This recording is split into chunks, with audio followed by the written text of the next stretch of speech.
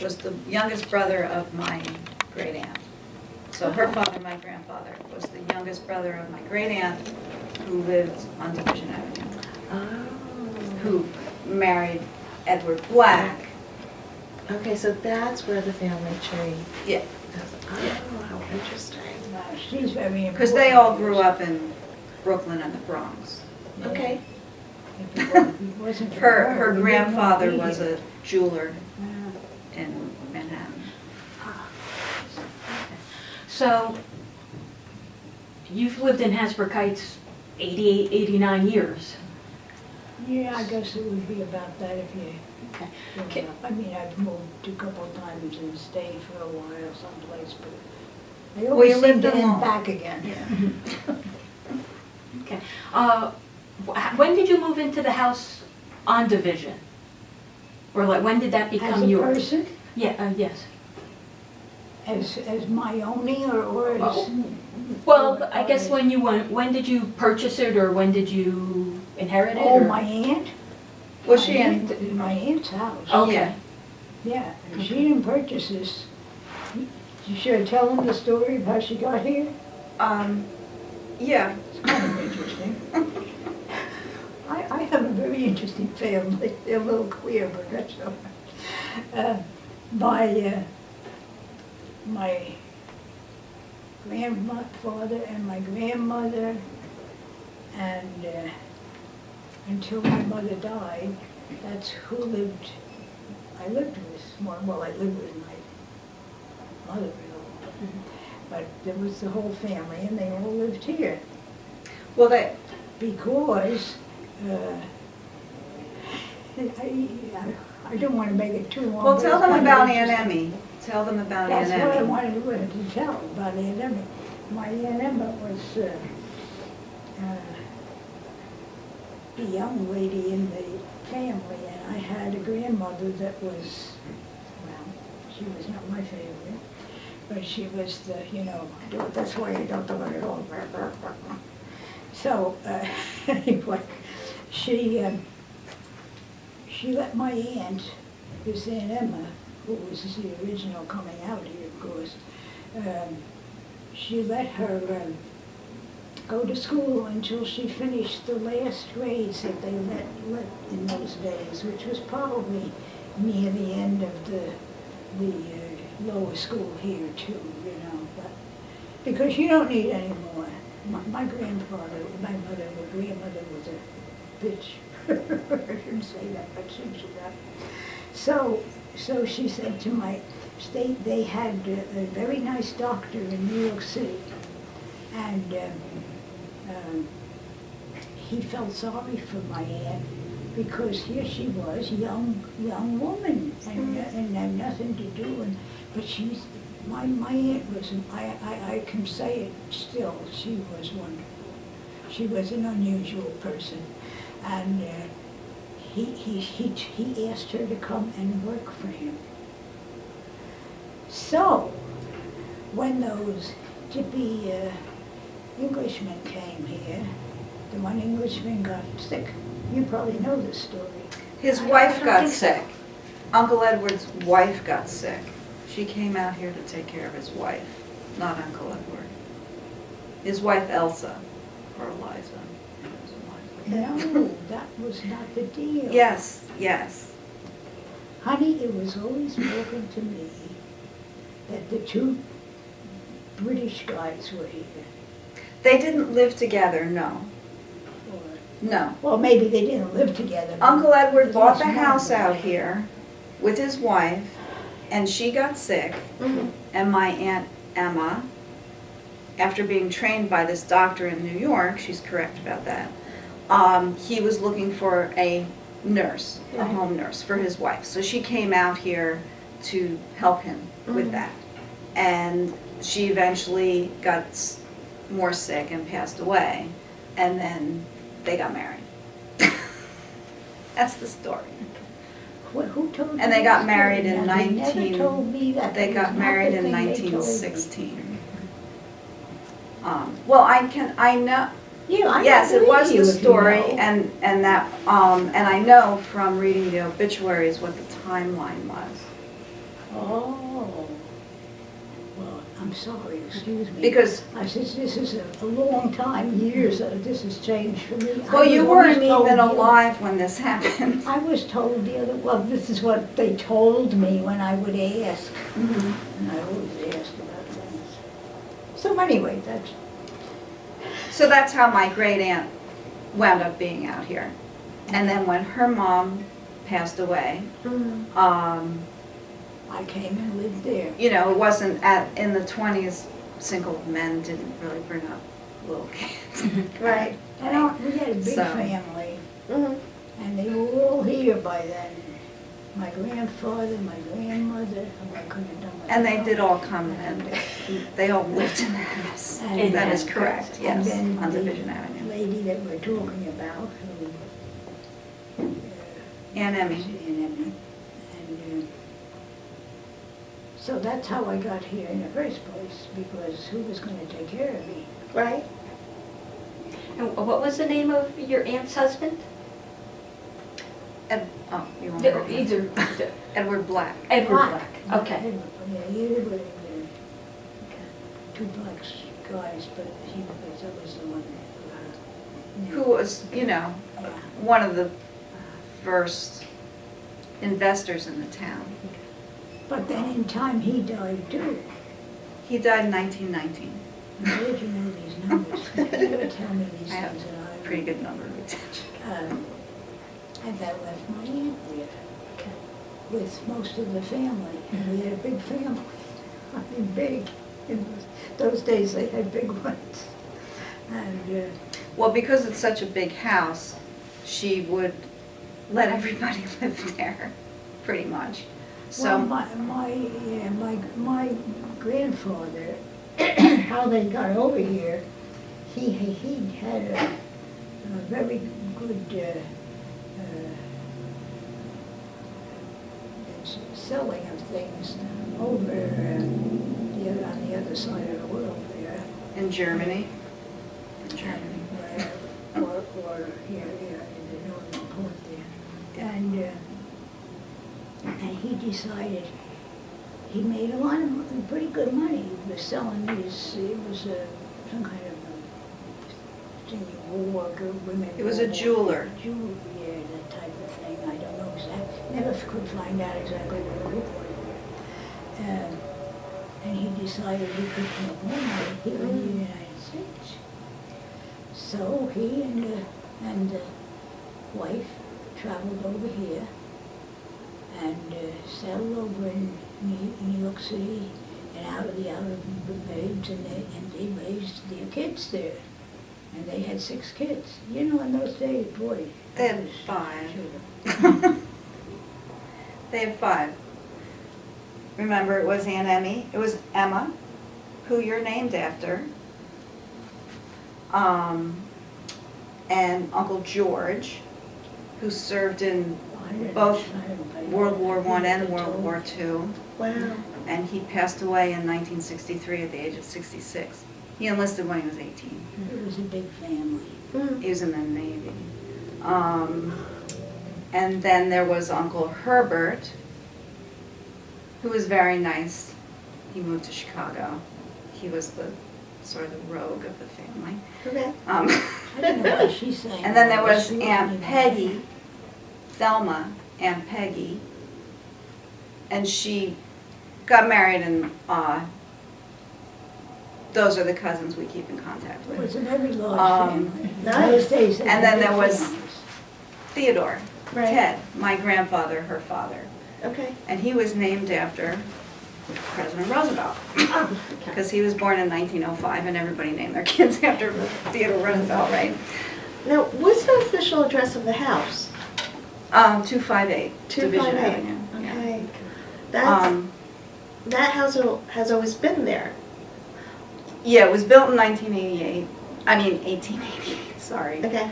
It was built in 1888, and actually, if you're ever really interested, I have a very interesting, because I'm interested in that stuff, timeline photo thing, because it Really? didn't look like that when it was first built. It was actually a very small cottage. It was called the Mudge Cottage.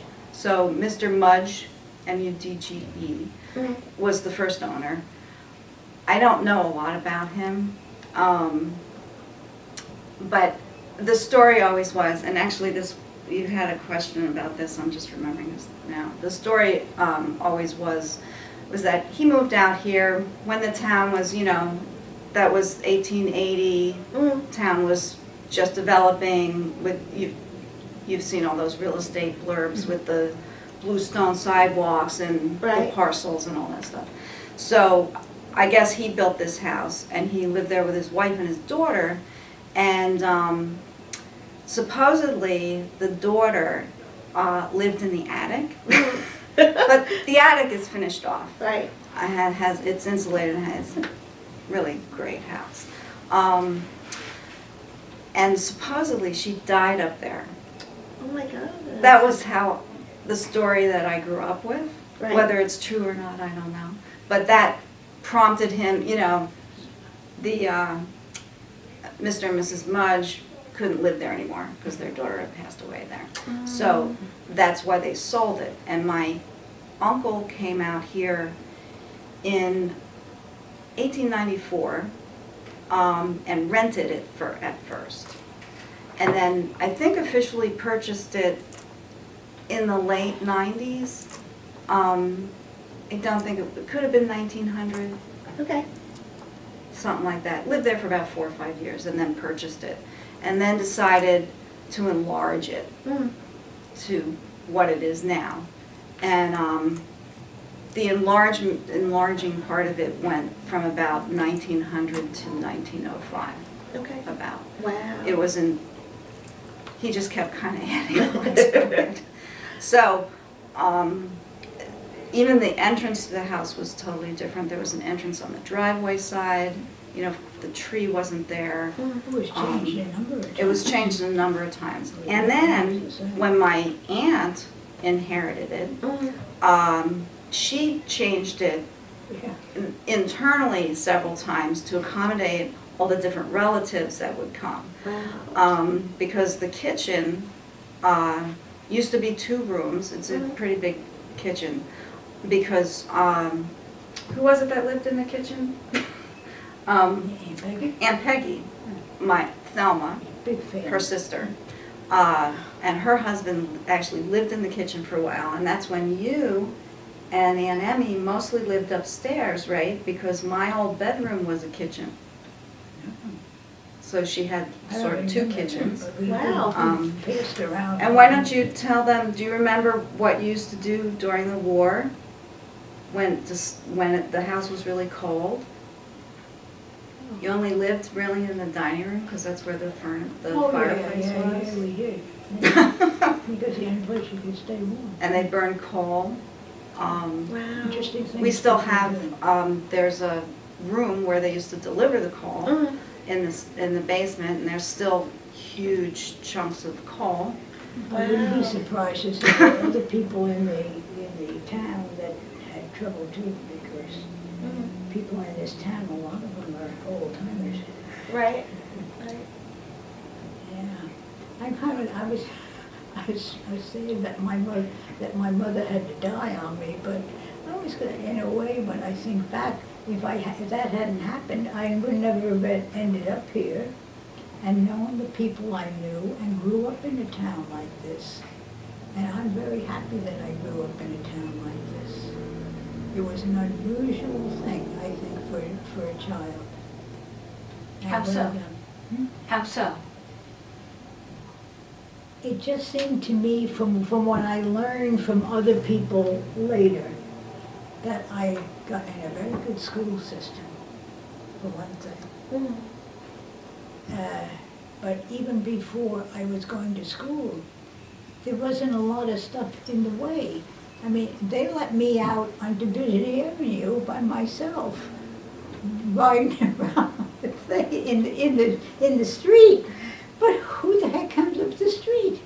When somebody came up the street, everybody went to see who's going out. Oh boy, look at that. Ooh.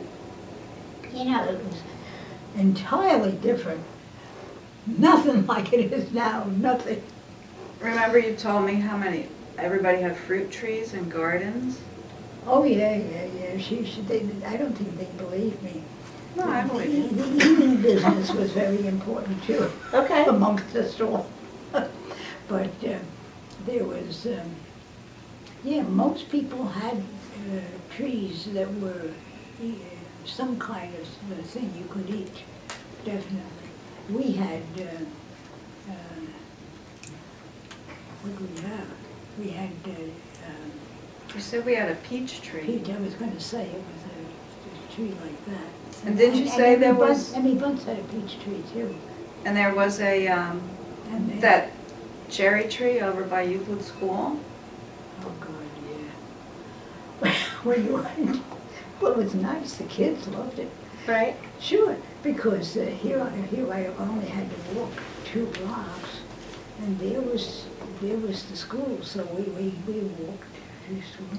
And on the sidewalk there, by the sidewalk, just before you get to the school, actually on the up and down street, which now I forget. the Henry name of, Street. Henry Street.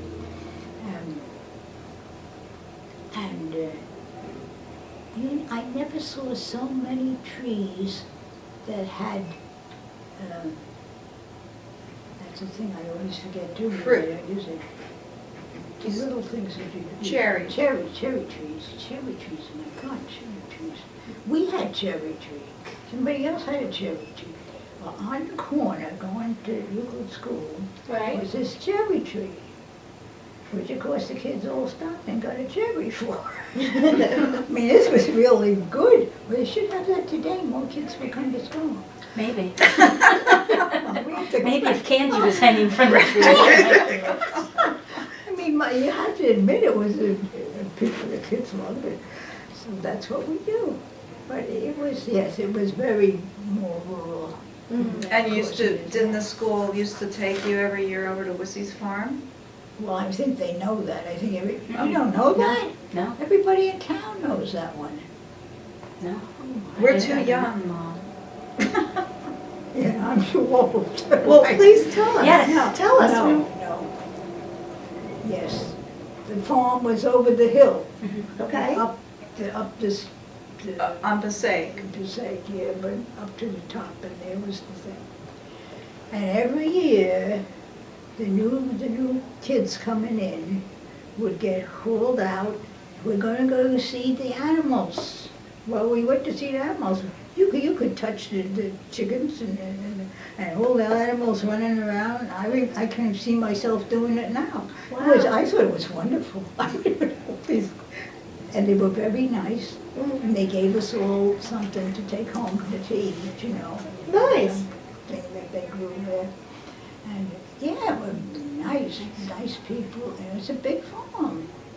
And it was good when I look back on it, I always said, it's too bad not more kids get that. Mhm. Because I think it was very good for the children. It was every year, that's how we started, was it's time to go to the place and see the chickens and the roosters and the, so they had all kinds of things there. It was a big farm. Nice. When did the farm sell? I don't know exactly. I think, I know my father remembered, because he said it to me one time, but because he was one of the ones that, of course, had to take me there probably. I think it was a dairy farm. Wasn't it a dairy farm? Yes, And a lot of our milk they came sold from milk. there. They delivered Right. it. They delivered the milk. And My, it was just a so big you know, farm. my mother had her milk delivered her entire life up until 2 years ago. When she Really? moved in with me. Yes, Wow. I didn't know they still did that. Yeah. I know, but you can, Wow. if you're interested. Interesting. I can give you the guy's Might name. be better than me trying to I find it. came and told you that? I know for a fact that your milk was delivered your entire life, because Aunt Emmy always had it delivered. Oh, yeah. And we always had milk. when I was growing up, we always had it delivered. I don't remember, Yeah, we always had it. and we have a couple of really old milk bottles. Okay. We saved everything. It's everything. And yes, up until, I think it was Creamland Dairy, and Yes. she had made arrangements for like the last 20 years for cream, it was Creamland that was It was very delivering it. handy. For a long time it was Farmland, which used to be over there Yeah. in, on the other side, I say, Yeah. across Right. from Felician College, yeah. Well, it Yeah. was a very, very Wow. nice. Everybody She liked drinks it. a lot of milk. Everybody liked it. And the kids loved it. What other things can you tell us about your neighborhood growing up? About the neighborhood growing up. Well, I was telling her that when we first moved here, I was a little kid. And it was getting, it was winter time, and you could go out and run your thing around on this. The sled. It wasn't a sled I was doing, I was riding on a bicycle like, and nobody was watching me. Well, they didn't have to watch. Like one car came up the hill a day, and maybe one went back down at the end of the day. That was it. And were there still horses around them? You said you saw a horse. Not as much. Once in a while, you might see a horse if the fellow had brought him in for some reason to town, but no, I don't remember seeing horses too often. Once in a while, you would see them, maybe on a boulevard, but I remember when I was first allowed to go out and go on in the winter and go on my little thing in the snow. I went out there on Division Avenue, which not many cars are going any place. Division, maybe a few more, but not many. But I wouldn't let a little kid my age, at that age, drive their bicycles, which is what I was doing up and down in the middle of the street. And nobody told me not to. I always think of that and think, gee, it's a wonder I didn't get killed. But that's how few cars went away. I remember the big deal was, at least for me it was, and probably for other people, you look out the window every once in a while during the day to see how many cars would go by, because there weren't how many cars going to go by. It was very interesting. Yeah, it was a very... Do you remember, Mom, when going to Stagg's Farm? Do you remember the farm that was over Here. there? Yeah. That's what, oh yeah, that's, I'm sure, I No, guess. not Wissy's farm, Stagg's Farm. Oh, Stags, no, I don't remember. We used to go over We there. did go to Stags, though. You used to I buy remember we did go there. produce and stuff. Yeah. No, but I remember the other one because we could touch the little things running around, you know, we could grab them. Kids loved it. But anyway, that was another thing. Now, let's see, what else can I tell you that was interesting? Lots of things were very interesting, and it was rural. It was rural. I always tell them, which I think of so often when winter comes, they would come through and push the snow off of the street Okay. and push it up on the side where, so that it would be up. Here's the walking thing place for the people, and then would be this big thing of snow, and then the street. Well, I thought that was great, and the boys thought it was great too, because what you could do is at each street, when you came to the street and you were going on the next street, you could climb up on top, and you could be way up here, walking along on all that snow that they had put up there, which was a lot. It was wide, it was a lot. And you weren't supposed to do that, I'm sure, but nobody was around to tell you not to. But I loved that. I thought that was much nicer than walking on the sidewalk. The boys all got up there, I'll tell you that. But I did too, I thought it was nice. That was a good one. Let's see, what else did we do? Well, it sounds like really fun growing up. This is a totally different time period. It was nice, And yes, neighborhood. because you didn't Yeah, have yeah. all the stuff around you. Right. You used to, it was a big deal to, if you heard somebody coming up the street in a car, to go to quick run and see who it was. Oh my God, somebody's coming in a car. Did you? I mean, if you saw 2 cars a day, that was pretty good. Wow. I mean, it was so fewer people, and fewer people that could even afford a car, probably, a lot of them. Well, how has Division Avenue changed? But when you moved there, how many houses were there? God, much less. Less houses? Well, not too much less. Okay. The old ones there, but there's quite a few newer ones too. The older ones are nice. Were there open fields there? Before they built some of the relatively newer houses? Were they just open fields? Or was there something there and they knocked it down? Something was not there. Okay. I don't remember any building being there. Okay.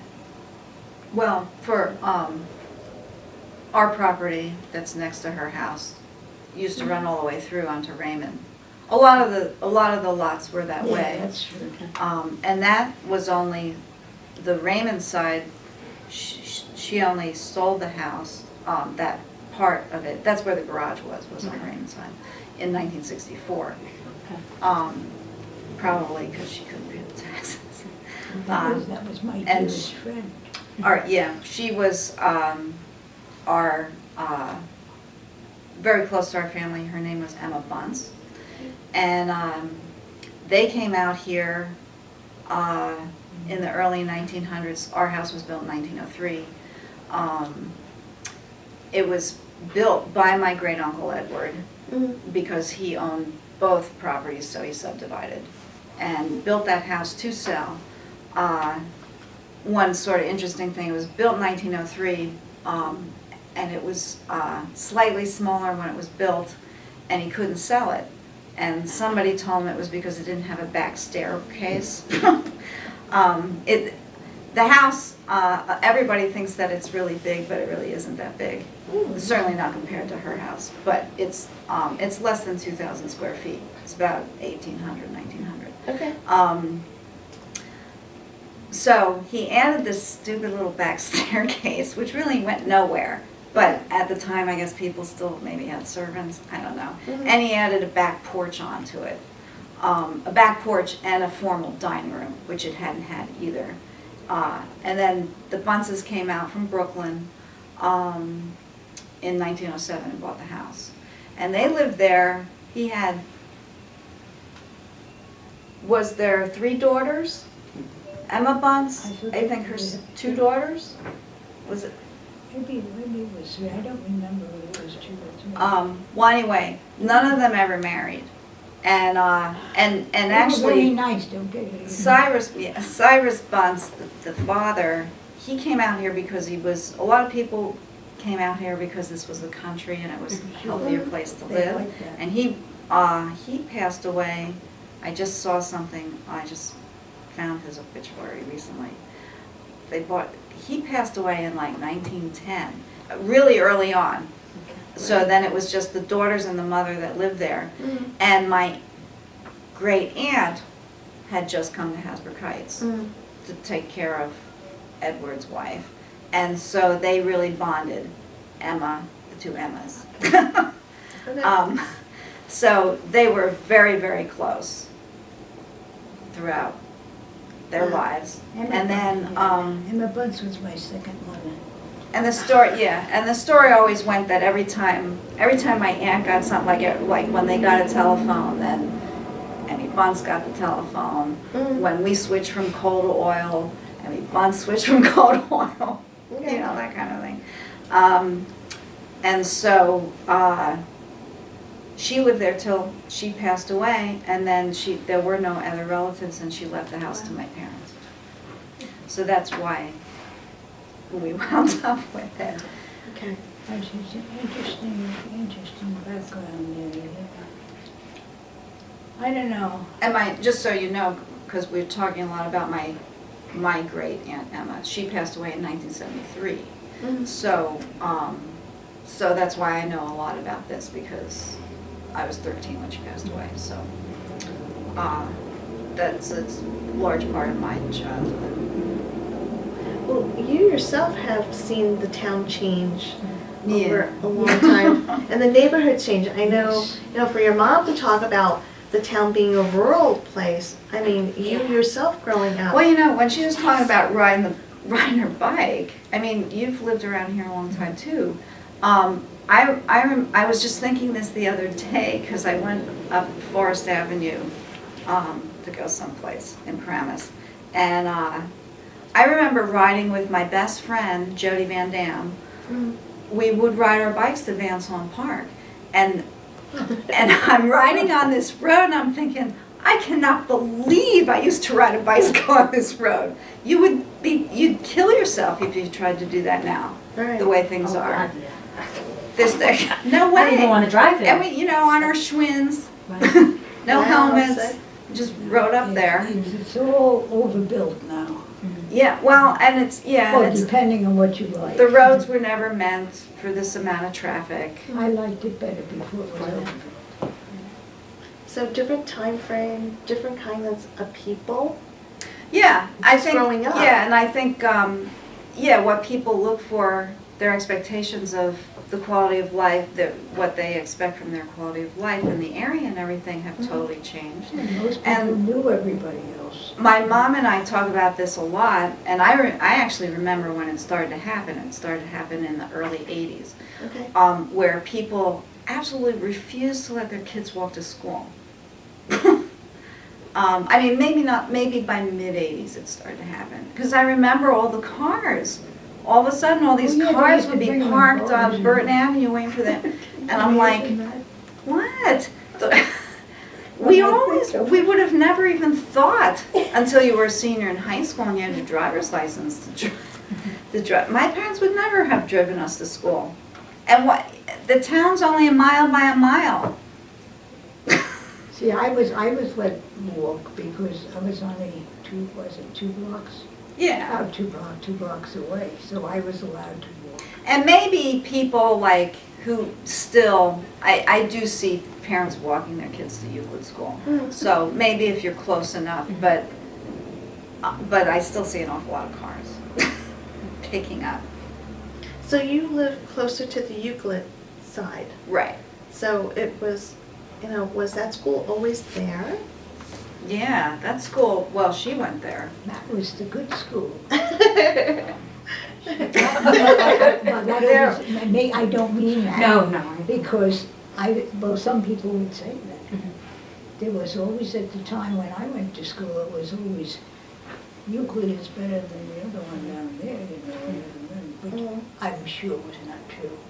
They were a little different kind of people lived down there, so the kids were a little different than the kids that went to school up here. I'm I not think- sure. And I'm not even sure here that was that much difference. Mm-hmm. But that was always what was. It's passed possible around. that Euclid might be a little older than Lincoln. I don't know. I don't know, they might have been about the same About the time. same time? Euclid, Yeah. I think, was Oh, new. I don't know. I never really paid I attention. thought they were both more or less the same time, I don't know. Of course, there was always one of those kind of things of, well, who's better, Euclid or the other one,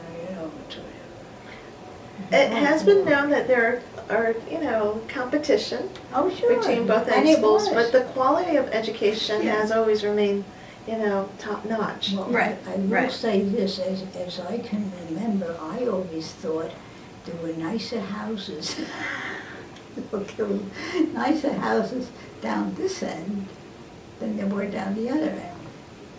Well, there probably were, because we had quite a few houses up here, not quite as many down the other end. I think our end So I- up here was developed First.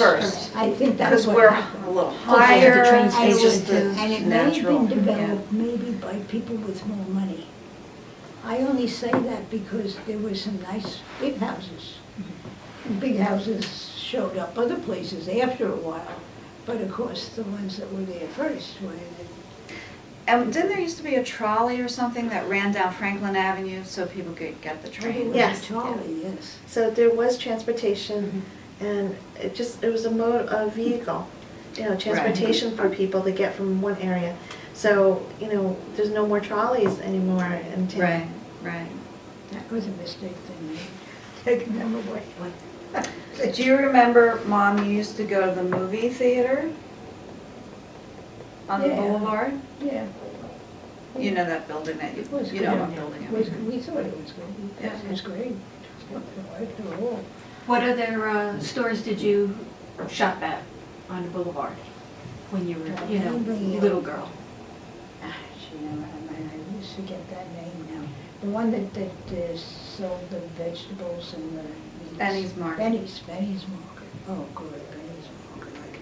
I could go in Benny's Market today and to buy, because that's where my people went to buy. The meat people were over here, the vegetable people were over here.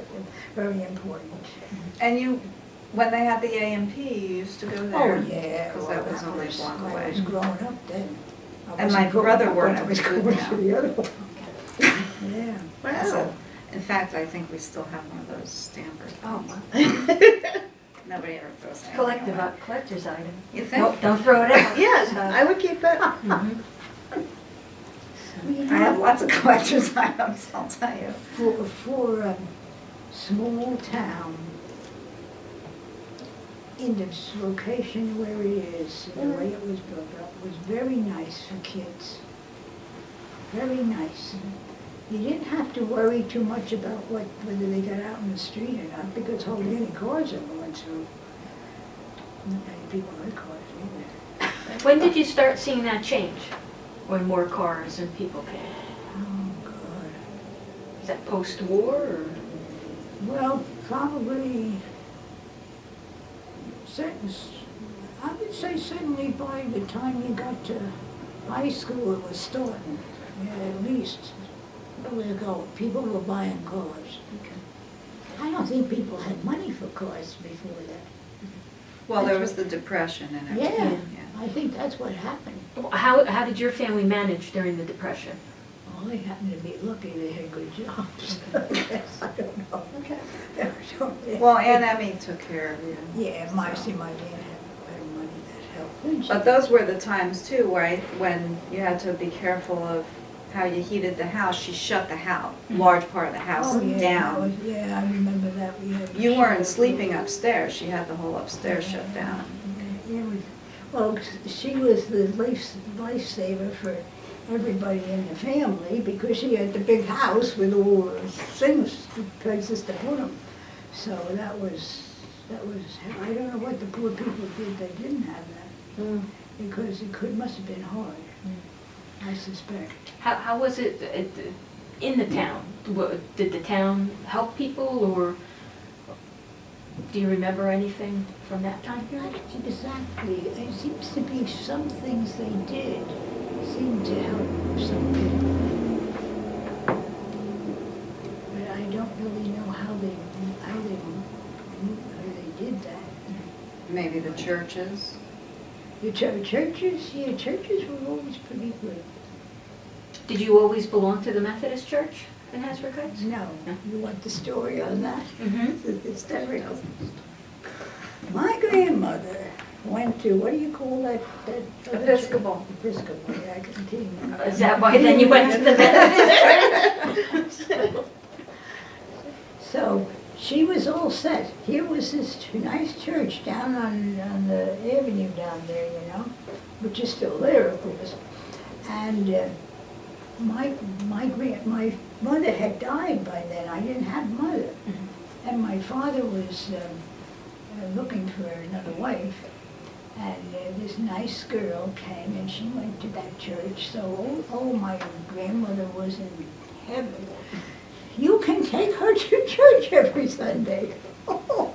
Well, she was a very nice lady, and I liked going with her, and I liked going to the church. I can remember that as clear as it was sitting in that church. I can tell you exactly what it looked like there, with the way they had it fixed, and the people were very nice. Well, that only lasted a short time when my father stopped going with the girl. That was a mistake. So what was my grandmother going to do? She had 45th. She had no one else who was willing to walk all the way from our house down to that church. And especially with a church right across the street. All you had to do was walk up across the street. So I've been going to that church for all my life. Now, Is that how you ended up? So she would have been an Episcopalian had my grandfather it's stayed with terrible. her first girlfriend. We have more laughs at home in the family, because if my grandmother was still alive, she would have laughed, but the rest of us in hysterics. And so, no, I spent and she did walk me across the street in the beginning, then after that we found somebody that it was one of the young women that walked me across the street. Grandma didn't have to do that anymore. How has the church changed over time? How has church changed? The Methodist Church? It's got too few people, it needs more. And I imagine a lot more of the churches need more. I get that feeling from seeing. But how about like building-wise, construction?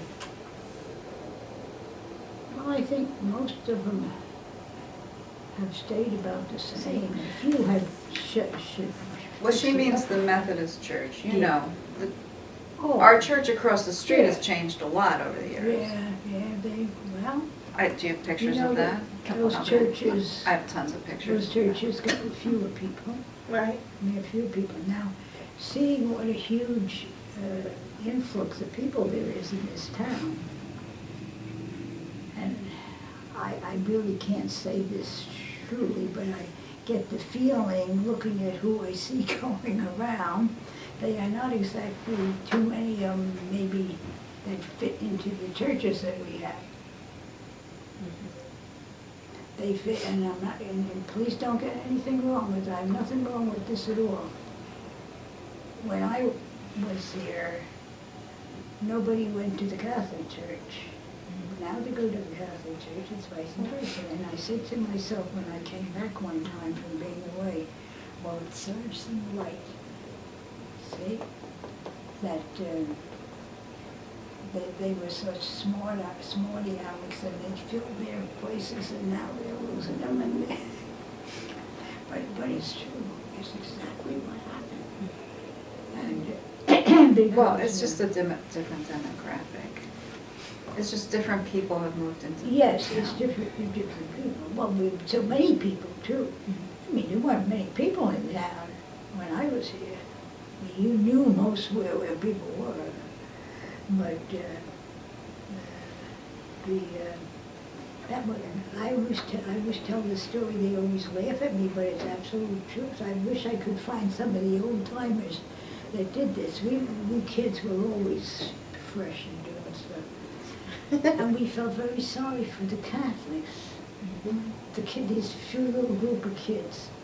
It was myself and me, another girl, and a bunch of boys.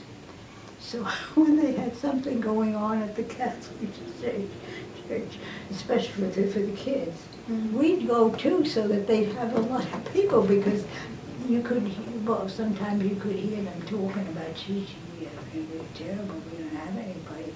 And it was terrible. I felt sorry for them, and we all did.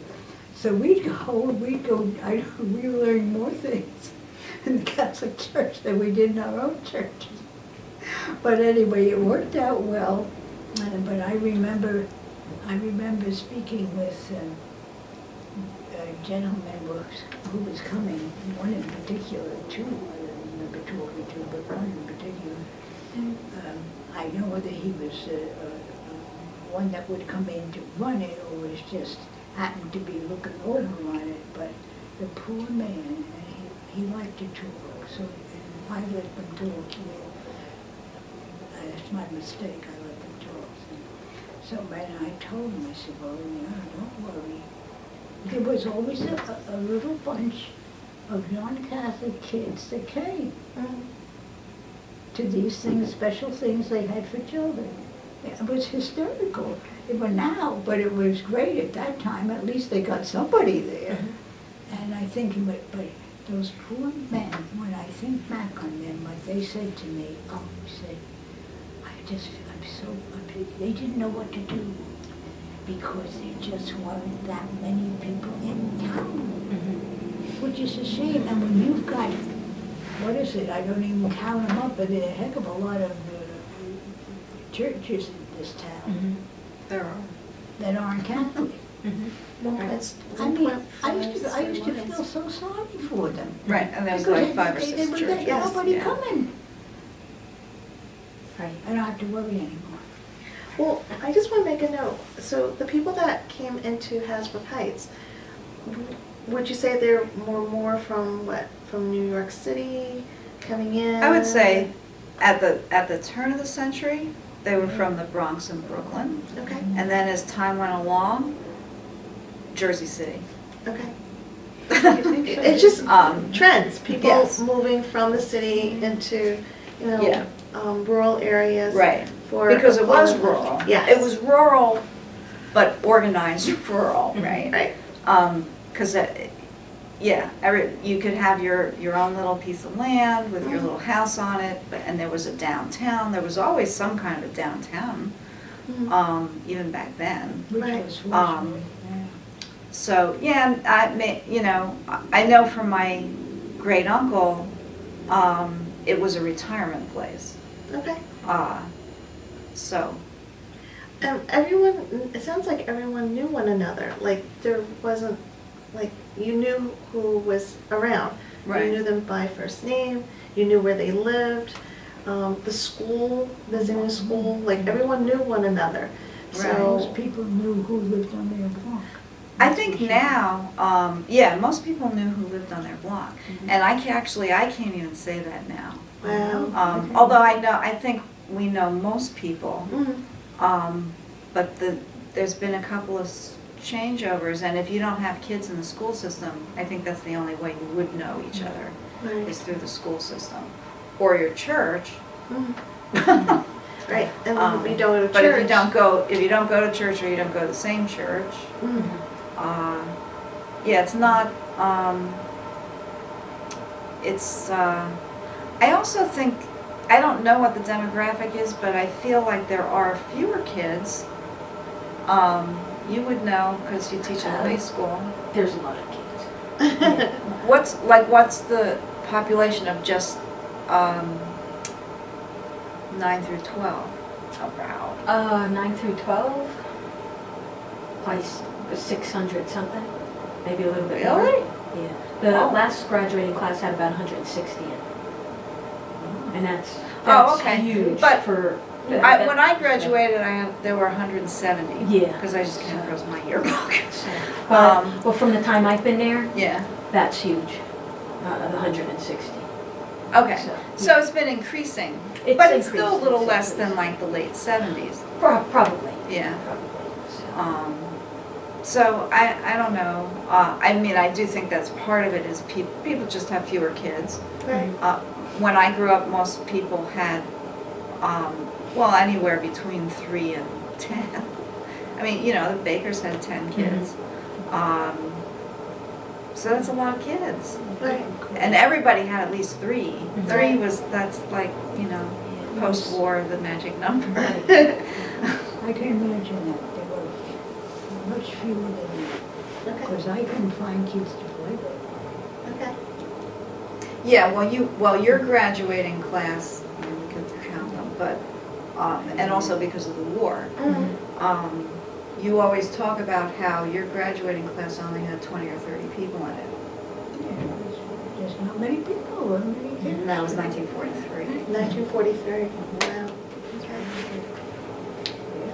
What were your school experiences at Euclid and at Franklin? Pardon? What were your school experiences Oh, back at Euclid? very good. Very good. Thank you. Okay. Who was the principal at Euclid then? Do you remember? God, what was her name? I don't remember that now. I'll tell you what, this is the thing that always sticks in my mind. They had very good teachers. I mean, I can say that now.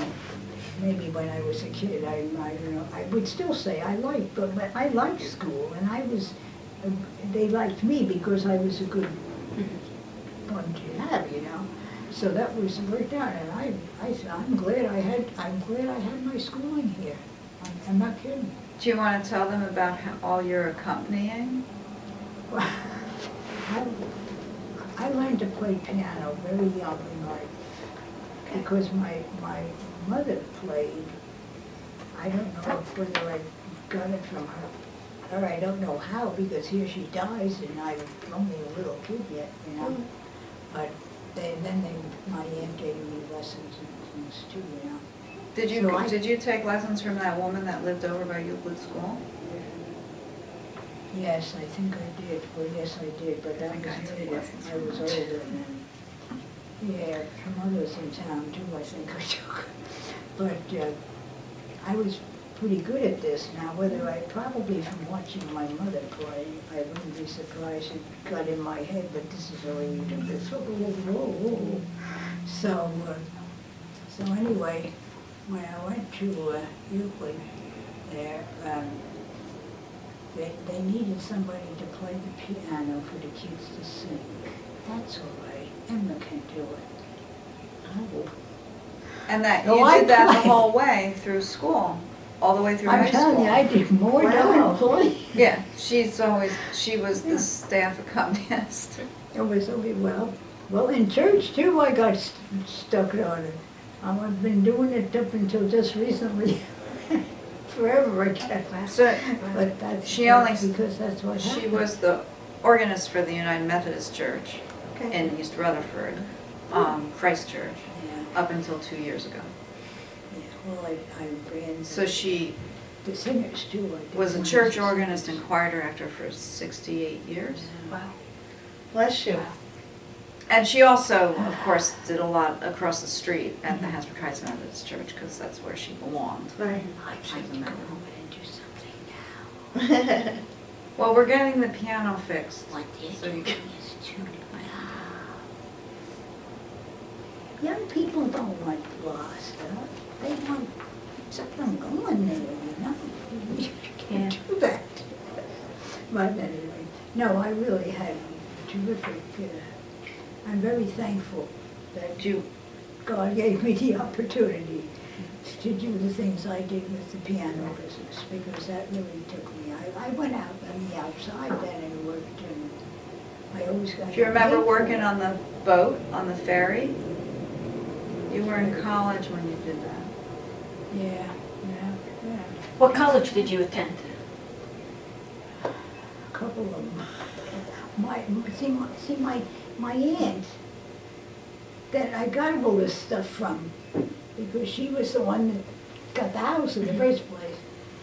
She thought, oh, this had to be so right away she had me going with some very good lady. What was her name? I think she was.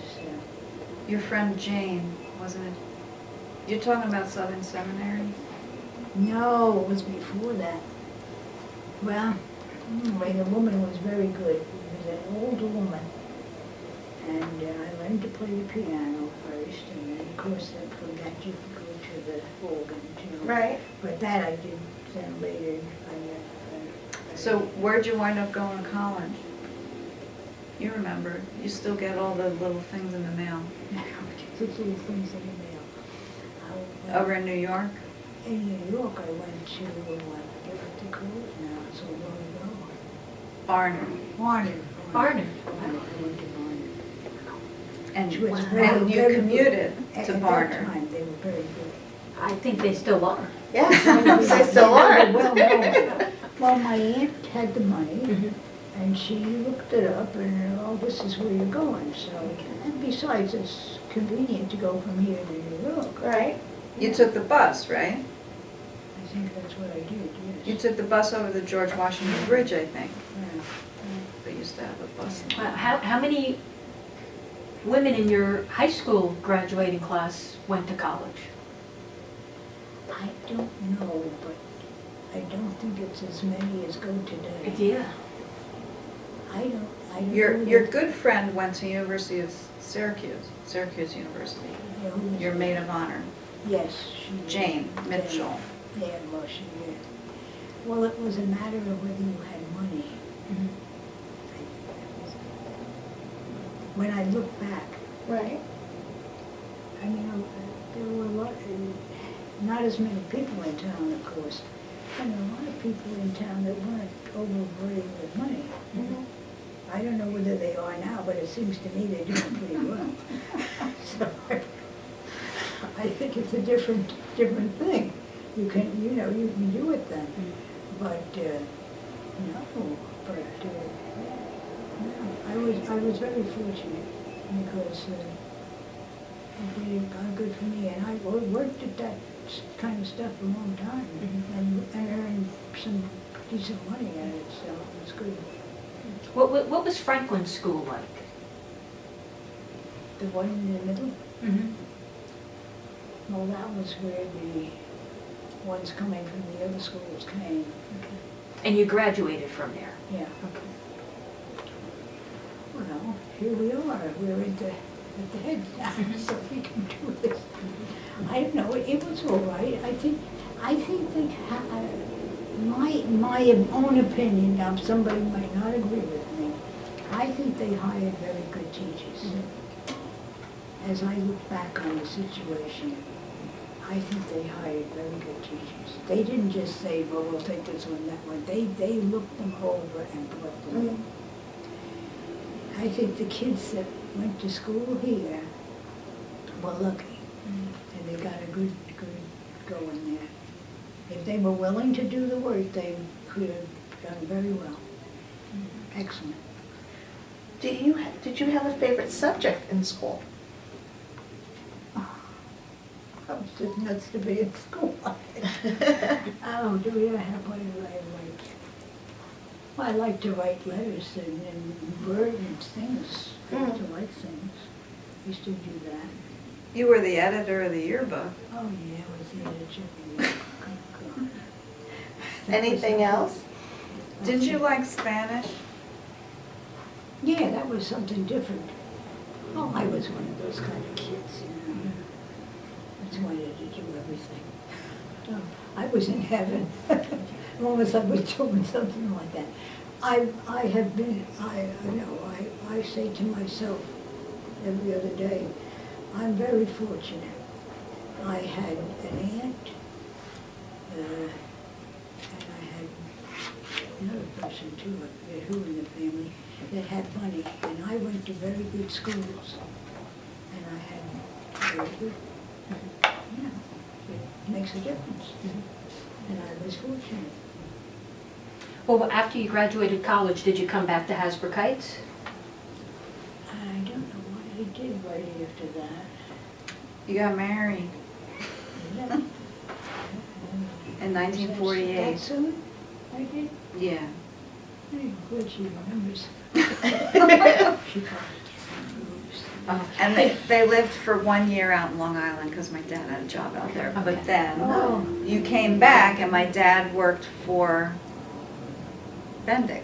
Oh, okay. Well, he came here from Pennsylvania, from Lancaster County, to work during the war. They made airplane parts over there, right?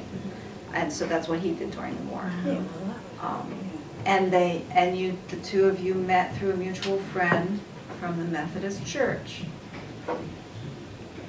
Very nice.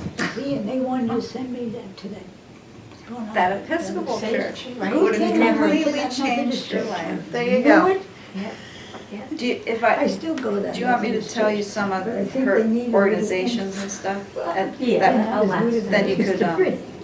well, she won't remember, Okay. but then you can ask her about them. Oh, okay. So she was very active in United Methodist Women. She was very active in REACH, Okay. Nice. which I think still exists, Yes, just, to some degree. Yeah. yes, Um, taking people to visit doctors, Yes. appointments or so. Yeah. Just what So you're Corpus saying is Christi. what I was just saying. Because they've got the things there, and now I get them when I go to church. And the things you can go places and learn a lot more stuff, you know? Right. And I used to do that all the time. I wasn't the only one. There were a couple of other girls, friends of mine here in town, and we, never missed time when we would go and learn something. I don't see anybody going anyplace learning anything now, so I don't know. I was going to suggest in a nice way. Now, how would I say it in a very nice way? Gee, I think you young people should go to some of these things. You would enjoy them, right? Right. She was in Friendly Neighbors. Okay. I think she was an officer in that, that's why we have that thing. There also used to be a thing called the Diversity Club that both my parents were in. Oh, yeah. I don't know if if it was directly connected to the Methodist Church, it might have been, Mhm. where they actually, it was a theater club really, and they would put on plays. And I have pictures of my parents doing this. Performing. Yeah, performing in plays, Nice. all kinds of stuff, yeah. On the stage, there's that big stage down in the basement over there. And in 2005, she won the Woman of Distinction Award for outstanding service for Hasbrook Heights. It was given to that, I have it over there. I think Rose Heck got it at the time, and there were several women that they honored that year in 2005. I don't think you remember that though. I did the honor. The mayor, I think it was Mayor Jones Oh. at the time. She's gotten other awards, mostly connected with the church, so I wasn't sure, since this is more of a town thing, I wasn't sure if you, but I can. Oh, but that's I- all part of the town. Right, Oh, that is yeah. part of the town. You're part of the town, okay. so Yeah, I really am. there you go. I mean, I came here a little baby. And I've been here a lot of times. Well, really, except for World War I, you've been in Hasbrook Heights for every major event in the 20th century. Yes. So, not meaning in a bad way, but I mean, you've seen how the town has transitioned over a great period of time. I've been very fortunate in my life too to have been taken many places. And I think Hasbrook Heights is very nice. I think they've done a good job here. There may be things that you don't like. Right. There's always something that you don't like, but it's good. In general, it's good. What do you miss most about the past, about Hasbrook Heights? Too many people. I bet you get that from everybody. It was nice because you knew almost everybody. Right. Even if you didn't know them, you at least knew their names. Understood.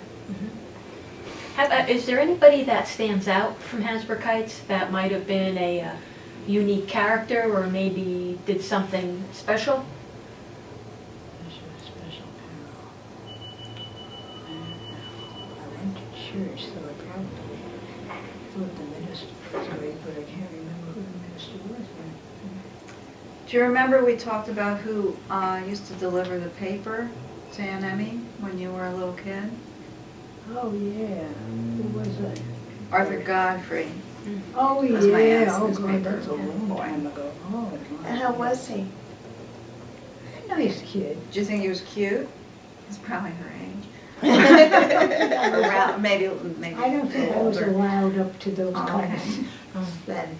But, no, he was nice. Yeah, nice. He did his job well. It's a nice town. I don't think everything seems to work out well, you know? Because other towns you can read about, I know they started out nice, but after a while, it's still nice.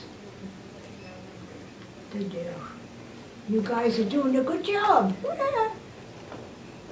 And not paying you for it too enough, right? I know. Thank you. That's what they used to say then. I'm okay, I can't complain, I'm all right. Yes, it was. Oh, boy. How about stories? Are there any stories from way back? Gee, Wish I could think of some. The ones I had. Yeah. I was here all the time, going with everybody. Any famous people pop through? Like Dwight Eisenhower came through Heights when he was campaigning, I think. Did you get to see him at all? When was that? I guess the 1950s, maybe 52 or 56. Well, if you were allowed to go see him, we went to see him, I'm sure. We went to see everything that happened, so, yeah. No, it was very nice. Yeah. Another thing that you and Daddy were involved in was the swim club. Oh, yeah, that was a big deal. We always belonged to the swim club, and my father was on the board for a while. Yeah. And because he was a mechanical engineer, he actually maintained the pumps Wow. in the beginning. Yeah. They still have a swim club. Yeah, we still have a swim club. Listen, now you In can- fact, I think now we you were guys members can up until swim. like 1980, Okay. till the early 80s. No, I think, I always thought that I got a very good,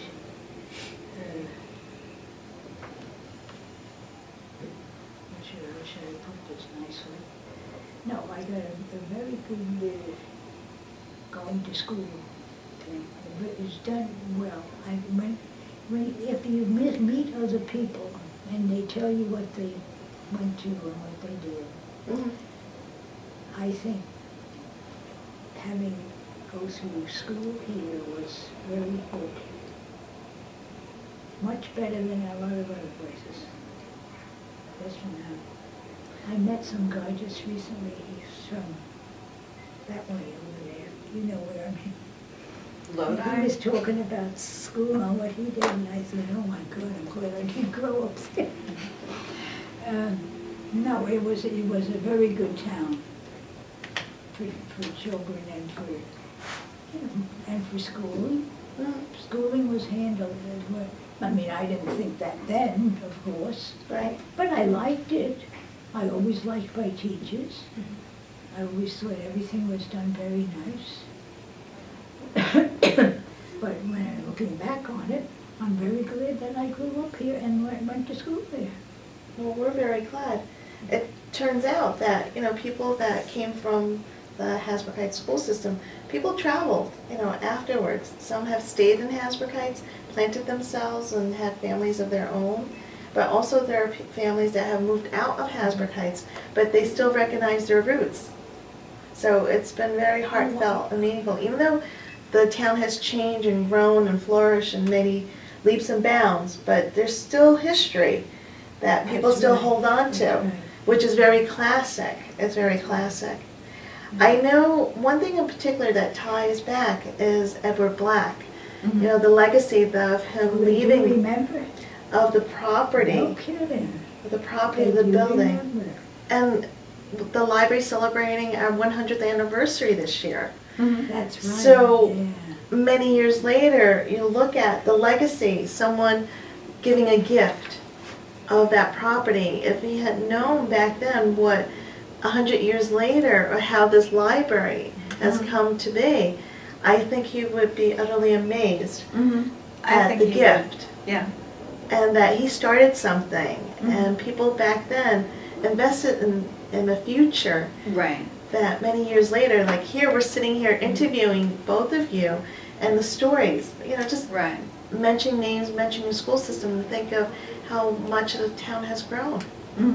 Yeah. My aunt would be very happy too. I hope Yes. she knows that. I'm sure she would. I heard about this thing so many times, that's why I can say that. Yes. Did you ever, growing up, ever meet Mr. Black? No, he was gone by the time I He was came. gone by Yeah. then. Okay. Yeah. He died in 1919 and she was born in 1925. Wow. Just Okay. missed it. I'm sure you heard stories. Oh, yeah, he was a great guy. I mean, I figure he was a very great guy from what I was told. Yes, very much so. Well, and you grew up with all of his stuff in the So house. around, sure, things all over the place. We had lots of books. He was an avid reader. Okay. Yeah, from what most people have, I was very fortunate that way. Okay. I had a lot of stuff to go through, and I was nosy enough to want to do it too. But that was very good. I know he was very involved in town. Just getting engaged, in the community. Right. He was right. I think he was I mean, this is just my impression from everything that I find in the house and how I grew up and things that I were told to me. He was involved, he was more of a community-oriented person. He was sort of apolitical, I don't think, and when you even, and my parents were like that too. When it came to the politics of the town, it seems to me my family always kind of stayed out of it. I mean, we all voted, we Right. all vote, but, as far as like running for public office or being involved in that sort of way. Even my great uncle, I don't think he was interested in that, and maybe even somewhat dubious of it.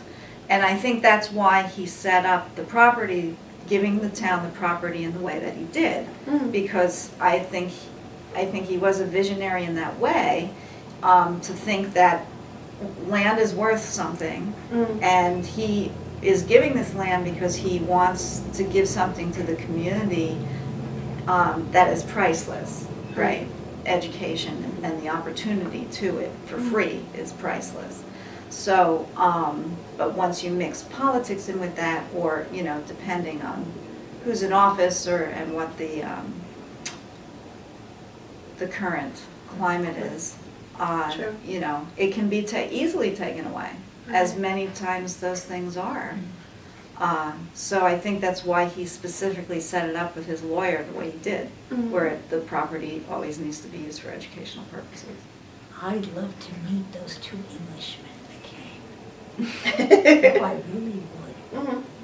I don't know whether they still have this because others go in there and stretch stuff around, but I found there was a big paper there, a while ago I looked and found up in the attic, a big piece of paper, like a double piece of fancy paper like you would put up on the wall. And written in black things was, well, next week is such and such a time, and then we go to I always forget the name, down south to where you go when it's cold. Florida? Yeah, but there's another word for it. But and they went, those two gentlemen went, those Englishmen, went. I didn't know this till fairly recently when I was looking through stuff. They went every time it got cold here. They went down there. Somebody said he has written on this thing, and then next week we'll be down in Florida. So I thought, well, good, isn't that nice? Well, that's what you do now. Yeah, When it gets almost looked cold. like it, yeah. My brother was I before. didn't connect it until I saw this thing again. I remember that this said this, yeah. I always thought that was kind of funny that these two English guys come over and they seem to like it here. Well, they ran their horses around nice here, I guess they like that. But they sure like going to Florida every year. Do you remember their names? Yeah, the one I should know. What's? Well, you're talking about Edward, right? Yeah, Edward. Okay, I Edward. remember- Edward Blacken, and What was his, the other one? he had a brher, George. George. so- George, okay. right, yeah, I know. I didn't There's remember that. Edward, George, and they had a sister, Louise, I think was her name. I wish I had gotten born earlier than I would like to. And know Edward and that, George were because it both really lawyers. sounded interesting. Um, Yeah. Well, my aunt had the good of it, so that's okay too. She had enough trouble. You know how she got out here. You know that Yes, story. we told them that. Yes. Yeah. She was became a nurse. The things that happen in life, huh? Mm-hmm. Interesting. And everybody has different. Yeah. Wow. Yeah. Did we cover everything? I don't know, do you have any extra questions? It's just the whole project of this oral history project is really to capture the essence, of the time period. of Right. growing up in town and what you saw and how you grew up in town, how things have changed over the years. Hasbrook Heights continues to grow, continues to flourish. It continues to have its own character. Good, I'm glad to hear you say that. I kind of felt it was like that. It's a Yeah, I'm unique glad. town, Mhm. has very unique individuals and personalities, but people that from Hasbrook Heights grown up here continue to stay in town, continue to raise families here, and it's very unique. And we continue to get questions from across the country of people asking for so-and-so having lived in town, and the stories. Mhm. And even though it's such a small town, people remember, and people treasure the history. Right. And it's very heartwarming for someone who is just trying to capture this, just to listen for hours of different people that have come from town and grown up. What was done, the stores, the school system, people getting to know one another, new people that are moving in, Mhm. and they're living in houses that other people have resided in, and Mhm. hearing stories, because people want to know how their house was built, Right, right, and how stuff has changed, and people change. I'm right. glad to hear you say that. I was reading something the other day about something, and I was wondering how they feel, because it's different. I mean, I don't know every town that's in the United States, but this is an unusual town. Yes, it is. It is. Now, maybe there's one or two others like it, but I don't know where they are. But this is different. Yes. I never in all, and I think I've been around quite a few places I would have run into one. Never run into one like this. Never. It's different. The town was incorporated in 1894, right? It's different. It's just different. I never connected my uncle coming out here with that part of it. But he must have been involved. He certainly knew, given that there were so few people, and he definitely came out here to invest in real estate because he owned other pieces of property along Berkshire, and a lot of, I don't know why, and maybe as I go through the house I'll find more, but I know there were more properties that he sold to the town for $1. I don't know. Must have been something in it for him. That's all I can think, because that's human nature, but I don't know. A very smart, savvy business person Yeah, I guess. who really knew what he was doing, took great pride. It was more than just making money, but it was building Well, a I community. do think he cared about the town, yeah. Yeah. And from everything that I've ever known about him, and just even seeing things that he has written, Right? he was a very community and socially minded person, cared about society. And I think he was a very smart guy. And fairly well traveled too. Still had family in England that he would visit. And he also was very interested in, he kept these genealogies of his family going back to the early 18th century. So obviously his whole heritage and everything was very important to him also. Now, do you keep up with the genealogy component? In my own family? Yes. Not me personally, but I do have an aunt and some cousins who have put together all of that. So, I was so surprised at how it has, the things it has done and the way it is. It isn't like other towns. Hmm. You know, it's different. Maybe you can't just put your finger on it and tell people, but it's different. I got worried one of the first times I came back after I'd been away for a while or something, and you had all those people living up on the cliff someplace up here somewhere, or up on the hill there, or something. And I said, oh my God, they're gonna ruin the town.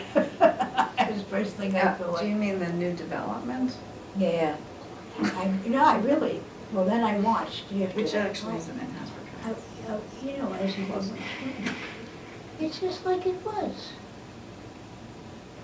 Except there's more cars. Even some of the same names are here. Old names, I mean, that I remember were old when I was a kid. What would you And that was a consider long some of the time old ago. families? Well, maybe he's died now, but he was still alive the last time I had looked up the thing, which I can't think. Yes, he's, begins with a B. God, I wish I could think of his name. He's much older. He used to help run the town with the rest of those guys down there. But he got too old and he retired just recently. Was the Bakers? Bakers. Did you read this in the paper? Yeah, it was in the paper. That's how I keep track of who's where. Well, anyway, She was reading the I Gazette. liked his name, and I always thought he did a lot of good things. When it was in the paper, I'd read it, and I thought, that he's And she keeps reading the last three observers. Okay. I'd like to say it more. Very nice man. I don't think he's died since the last I looked. I think he's still alive. Yeah. We He will lives have, on that side of the, I think he lives on that side of town. okay, well, we definitely will have to look in the papers. Yeah, And see how yeah, things go. yeah, nice man. But you remember the Davenports, right, Mom? Oh, God, it's him for the Davenports, my The God. Davenport, absolutely. Well, Or Alice her, was in my class. Alice was, they were very good And friends. when I knew my And family, Louis. brothers, Paul, too. Yeah, that was a business, yeah. And how about the Chandlesses? Yeah, I know who they are. Mhm. I wish I could think of this guy. Seems to me his name begins with a B. He worked for the town. He was on with the guys that keep us The going. council? Yeah. But he's getting pretty old, and there was some thing that I read the last time.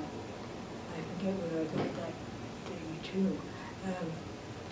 Of how much longer is he gonna last, because he must be very old. He's gotta be old. Very nice. Can't figure Begins with a B maybe? The B, or how about the Link family? Oh, wasn't he? No, she Okay. wouldn't. That was his name. Nice guy he was. Well, please, Yeah, certainly, yeah. if you recall, please do, we'll be happy Yeah, to sure. record that as part of the history. Yeah. There's Herb Heron. She was friends Well, I with don't think him. this man partakes anymore of the Right, running of but the he's town, older. but he did. He was always, I remember, because I was reading the paper and what they all did last week, that kind of stuff. And I always remember him out, and I usually agreed with what he was doing, so I thought he was a very good guy. Okay. I don't know whether it's true or not, but he's a very nice man, too. I'm sure it began with a B. I'll have to, see, I haven't looked lately, so I don't know. I guess maybe if he died, he probably isn't in there, unless it says he died, but I think I would know, because he was very popular in this. You, We had a lot of good people running this place, of course.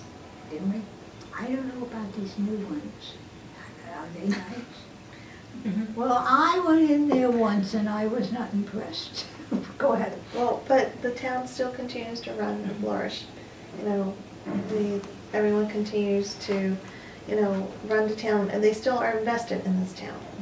Oh, good. So, absolutely. It's carry on the legacy of the founding Yeah. fathers of this Well, community, when I saw having the, great pride. when I saw the younger people, I said, well, of course they're gonna be younger. I mean, the older ones by now are probably dying out or so tired. But I just was always thought we had such nice guys watching over the town. They did a good job, and that makes a big difference. And that's why the town is so good. But what they continue to do so. Right.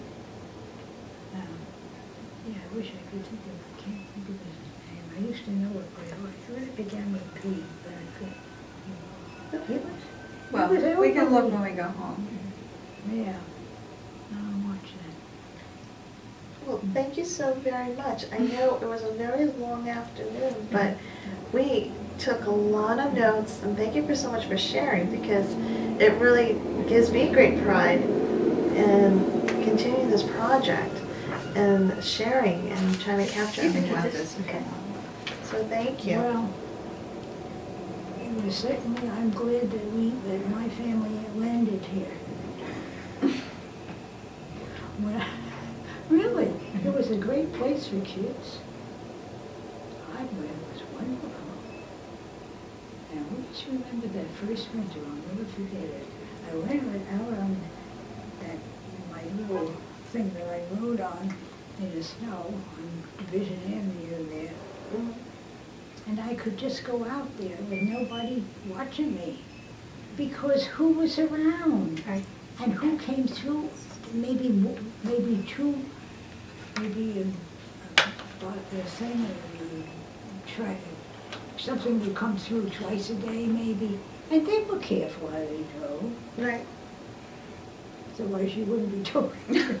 I prepared the road break. Well, they also didn't drive so fast. No, but it was a very nice place for children. Very nice. And I've always told people the schools were good. I think I had a much better,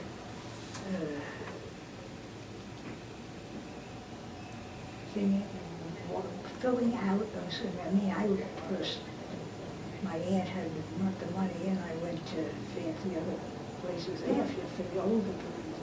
But I can say that this was a good place to start. I hope they still have those good teachers in it, Well, because they're very good, yeah. Hasbrook Heights Continue is known as a town that is family oriented. It remains to be family oriented, and Yeah, it's different. It's It not is like different. other towns. No. No. It's a different town.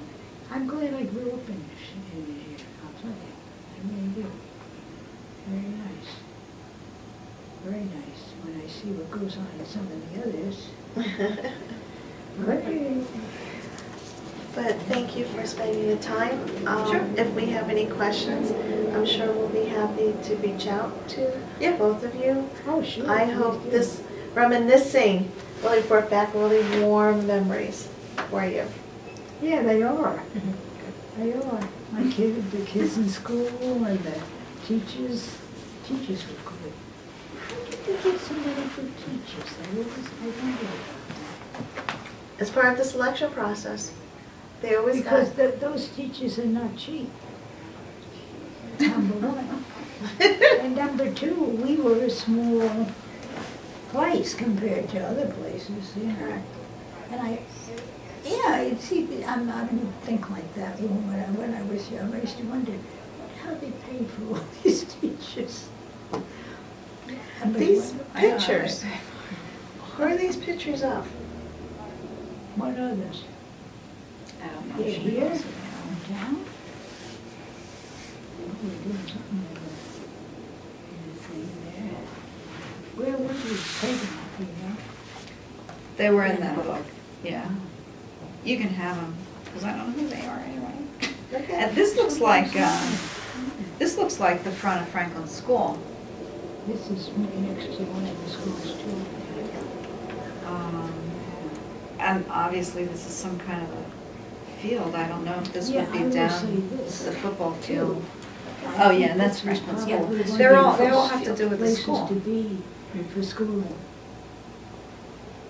I mean, I went on after that because my folks had the money and could send me. Right. But take a look. I Oh, sure. began here. And you have a good, Do you want yearbooks? good for kids here. They have do? all- Good. Oh, I hope they do keep they it need up. them though? Because Are there we years said that they? some of them that you run into, I'm not sure. they come from other Okay. places. Are not so good. We could always need yearbooks. Excellent. We do have some years that are missing that we haven't filled. Do you know what years they are? Yeah. I certainly can get you a list. Okay. It will fill in, but we always could use extra copies of yearbooks. Right, People right. don't go that far back anymore or pass them forward. They don't realize after a while. Because I wasn't sure, because, well, like, this is only 43. I mean, and would you want my yearbook? That's 77. Sure, you know, whatever. We could always Okay. use extra copies of yearbooks. Oh, okay. Because people, when class reunions, when people get together Yeah. in town, they always make a beeline here.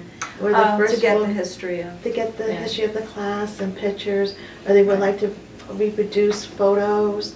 And I would say to them, very sorry, but this is the only copy I have. Right, right. You have to leave me like your first two children, and your address, Right, your right. keys to the car. You'll have to Right. walk to Staples and come back before I can let you, Yeah. you know, off the premise. So, Yeah. you know, fortunately, if I only have one copy, but sometimes, you know, the wear and tear. So it's Yeah, always good. Yeah. I always say if people think kindly of their library, they're more than welcome to contribute their yearbooks. Right, right. So, I know you mentioned that you travel, you know, half the year, you know, you go down to Florida. Mhm. When are you here in Hasbrook Heights? When it's When they warm. bring me up here. Basically, the plan, and because we've only been doing this for about a year to 2 years, is that she'll spend up here June to, well, last year we went down actually on Christmas Day. Okay. It's kind of, really depends on the weather, because Well, that's true. she's cold already. Weather. It's in the 70s now, and it's, to her, it's like the middle of winter, Really? so, Aw. I- but probably she'll be here till December. I like to be here. It's very nice to be back where you did all your things. Right. Your comfort zone? Yeah. She I likes like it in to be. Florida though, right, Okay. Mom, because my brother has a large piece of property, he's got dogs. Well, it depends, you have people too, it Warm. happens to be my, Which part of Florida do you go down to? St. Augustine Oh, is okay. where he is. Okay. you're talking about Jeff, Jeff. yeah. Jeffrey. Yeah, but they have we were on other things again. We go on Sunday, go to church. See. Well, the guy that runs this church, I've never been any place where I've seen one like him. He doesn't wear any special outfit or anything.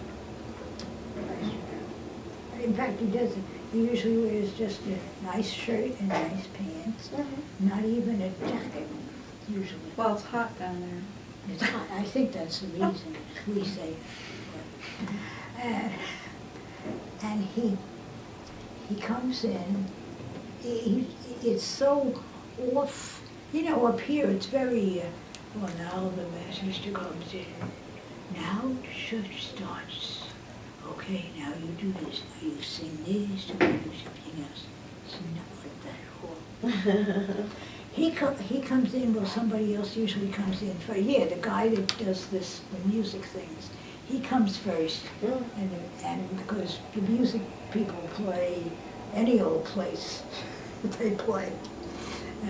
You might not like it, but they do it well. Right. They do well. But the thing that gets me the most is when the minister himself comes in, he has a few things to say, but what he's really coming in for is to have the kids come in. And I mean kids, little kids. I said, the first time I saw that, I said, those kids are always gonna go to Sunday school, or to church on Sunday. They're gonna go. Right. Those kids can't wait to get up there and talk to him. They have him fixed so he has a chair to sit on and wheelchairs the kids sit around. This comes, I mean, first we start the service, Right. but then we come to this part, which nobody complains. And you should hear the questions these kids ask. And the things that they want or do or want to know. And he's very good with them. Very Good. I said, he's got those kids. I've never seen anything like it. They get sick of hearing me hear this at home. I said, listen, if they were smart up here, they'd do that. Then they'd have people there on Sunday when they grow up, because those kids are always going to be there. It's amazing. A bunch of girls and boys. Yeah. I mean, both. It just, I don't know, I guess probably some other pastors do that, Right. but I've never seen it any place except there. And that guy, those kids, they wouldn't miss Sunday if I don't know what, they have to be there. There you go. Yeah. They're very interesting. When is, you're having some kind of an affair, right, or an event? Yes, Official event we're for the planning to fund. have it sometime in December. Oh. A gala, just to wrap up the anniversary celebration. Mm-hmm. So I definitely will be in touch with you. Okay, so you haven't picked a date yet? Not yet, because of the summer months right Yeah. now. Not everyone's around. Yeah. So I'm trying to solidify a date in the next couple weeks, so Mhm. we can work backwards, set the date Mhm. and benchmark events. But we will be having a gala just to close up the celebrations, to tidy up the anniversary celebration of the library. So I'll try and That's nice. find more Very nice. items, especially about my uncle, Sure. that relate to the library. I haven't found a lot that actually specifically relates to the library. Which is fine. I found he has a well, my mother had it framed, a lifetime membership to the Borough League. Okay. Which is That fine. was given to him, Right. but, I had the best of it because I only lived across the street a little while. Say? I want to go to the library. But remember, don't stay too long because we'll come after you. Okay. Just, for us, really for the library, it's really just who was Mr. Black? right. So, I mean, yeah, I just- guess that's or what my just question Or was. just really the I family. could tell you, Very I could nice probably man. give you all kinds of stuff about I think about that'd be him. wonderful. Yeah, He was a very nice Because he man. was a very interesting person. Very nice. because for us in our local, in our just history, there's Right. really not much about Mr. Black. The Do only you, thing like, we do you know, want to have like a little display? we could do a little display about him. We can certainly capture that. The only thing is we have just a portrait of him hanging I know, at the old residence, Right. at where the library was. That's it. That's all we have. There wasn't much. There wasn't any. You mean the portrait that you have here now? The one that Perrin Yes. painted? Yes. Yeah. But that's in the old library. I mean, I building. could give you pictures of Edward, from Yeah, that'd be young I think young that'd man be to wonderful. and he knew some interesting people because he was a lawyer. He was the lawyer for Joe Jefferson, who Joe Jefferson was a very famous actor Okay. in the 1870s and 1880s. He went around the country portraying Rip Van Winkle. Wow. That was sort of his. You never heard And, that? No, they wouldn't necessarily. Well, And they were very good friends. He was his lawyer and very good friend. And this Joe Jefferson, he was the equivalent to Tom Hanks at the last part of the 19th century. Even in terms of his wealth, he had an art collection that was worth $250,000. That upon his death, his wife sold at a huge auction in New York. I have these newspaper clippings in it, because my uncle saved all this stuff because that was his friend. And he went to the auction. I have the auction book, all that kind of stuff. You didn't have the reason how he got over here with his brother? We did not have an Yeah, hour. I can tell you Right. Yeah, about that's that. very interesting. The two of them, I can tell you why. The two of them were very good at getting people out of trouble with the The law, yeah. for lack of a better word. And they made a lot of money because Right. people went after him, them, the two brothers. Right. And they decided they could make even more over here with the dumb people who live over here. Well, that's For opportunities. that's a long time ago, and that's a whole different crowd there. His brother George was very into maritime law, Okay. and I think I'm not sure what I have a feeling my uncle probably was more estate, Okay. just judging from things I read. But the brother George, because they had their offices they didn't practice together, they had separate practices, but both of them had their offices in Lower Manhattan, near the docks. Mhm. And I have information on this one thing that George was very involved in this. There was a schooner, they used to run schooners up and down the East Coast, mostly to Virginia, back up to the port of New York. Mhm. And there was a schooner, the John K. Shaw, and it was basically run over by a steamer. In 1884, steamers were new, Mhm. and it got sideswiped, and everyone perished on this boat. But the families enlisted, I guess he'd be my uncle too, Uncle George, to be there to represent them for damages. And this case went on for about 6 years. Wow. You can actually, there's an archival article of it, you know how the New York Times has Yeah. those archival. If you look it up, John K. Shaw. I have a copy of it at home. It's called like No Tidings for the Crew of the John K. Shaw or something like that. And ultimately, they went in favor of the big boat company, the steamer. So these people never really got anything out of it, and everyone on the boat perished. The interesting thing about it was, and that's why I looked up the article, because it talks about the Coast Guard going out there to try to look for survivors, and the boat, I guess, was sitting up like this, and the bell of the boat on the mast was sticking up out of the water. And in the article it says that the guys leaned over and wrenched off the bell. Well, they gave the bell to my Uncle George Right. as, evidence. Mhm. And when George passed away, Edward got it. So we grew up with this bell, Oh, wow. which was prompted me to investigate it in the first place. So Right. about 5 years ago, Google's a great thing. Yes. I'm searching out all of this information, and I come across this guy Dan Lieb, who is the president of the New Jersey Archaeological Divers Association, Mhm. and it's in Neptune, Manasquan down there, Right. and they do these dives. And he was researching the ruins of the John K. Shaw. They had already excavated, the boat's not there anymore, but all the iron ore that it was carrying, they brought it all back up.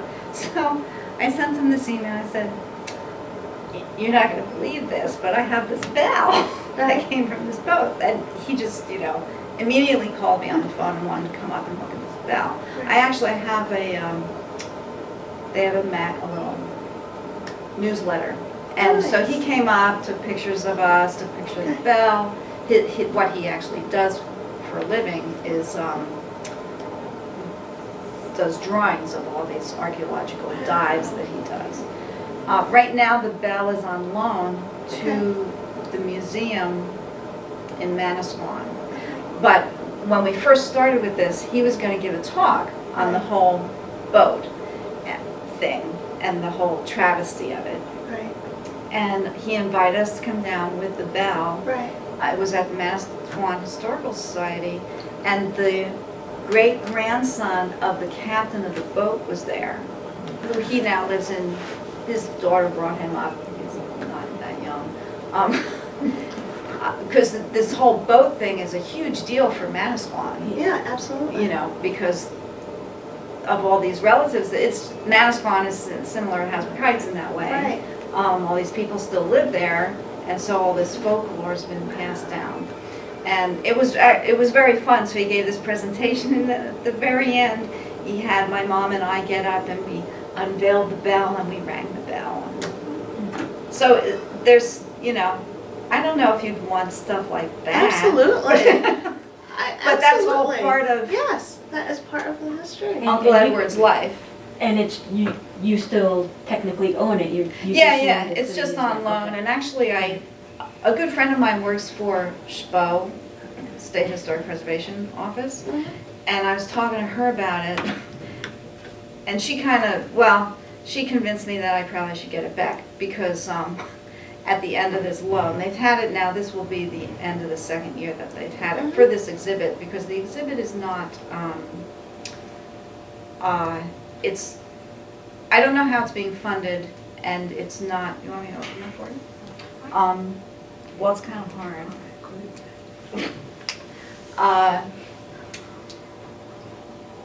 She's just worried. Like right now, it's not that these things are worth a lot of money. It's worth like a couple thousand maybe. And it's not the money part of it. I just don't want anything to happen to it. I don't want somebody ask just for the bell. bringing it home. Right. It's going to be in somebody's home. It might as well be in mine. Right. You might be able to use the library Yes. as an excuse to say, Oh, you know, Yeah, That's just true, say, too. we're Yeah, yeah. the library celebrating the 100th anniversary. Okay. They would like Yeah. for display. Yeah, because you know, last year I have never had the time to go down there and look at this exhibit. Maybe I should try and do that over the next couple of weeks. Yes. But last summer I did want to bring my mom down to see it, and I called, and the phone number that he gave me, and it was always closed. And so I wrote him an email and said, "What's with this?" And he said, "I don't know," because he's not. It's the association is involved with it, and I guess the Divers Association owns the other artifacts, which are also on loan. But it's actually the town of Manasquan that runs this life-saving station, which is where the exhibit is. it's at the lighthouse? I'm The thinking of secret, but life-saving. yeah, okay. I don't think it's an actual lighthouse. The But life-saving please station. follow up. Yeah, Because you don't okay. know No, I know. if the So collection. what's going to happen to the collection, right? Because they could have just packed it up and thinking it's just one. Well, I have, contract. Right. Mostly for the insurance, but it says it's on loan until January. So, but yeah, I could call him and tell him that Yeah. maybe it's time to get it back.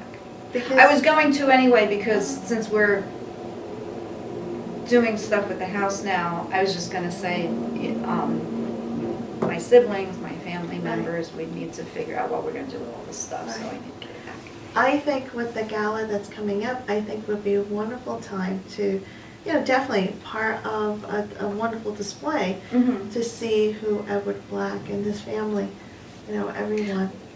And even with the home, I know why he was interested in the maritime thing too, because his grandfather, that's what he did for a living. He ran schooners from Wow. import-export between Right. London and New York in the 18th century, because they have all this other stuff. But there you go. Manifests of, Right. dating back that far. I And if think- you guys have any idea of what I should do with this, let me know. I don't know, I have something from my cousin that needs to find a home, Right. and it's either people don't want it, or it's like, well. It's like Yeah. the piano. although my husband and I decided to invest in the piano, restore it because we both play, but the piano is an upright Steinway from 1880. And I called the guy who used to work for Steinway, he's a really great guy.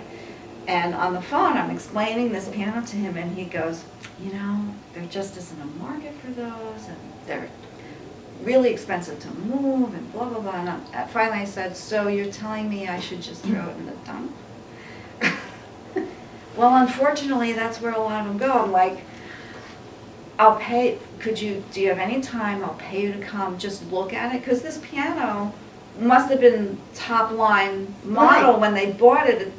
It's, I don't know what kind of wood it is, but it might be mahogany. It's not veneer. Wow. It's solid wood piano. It's I will hold on to top that. line. Well, yeah, so he came and then he realized when it has its issues.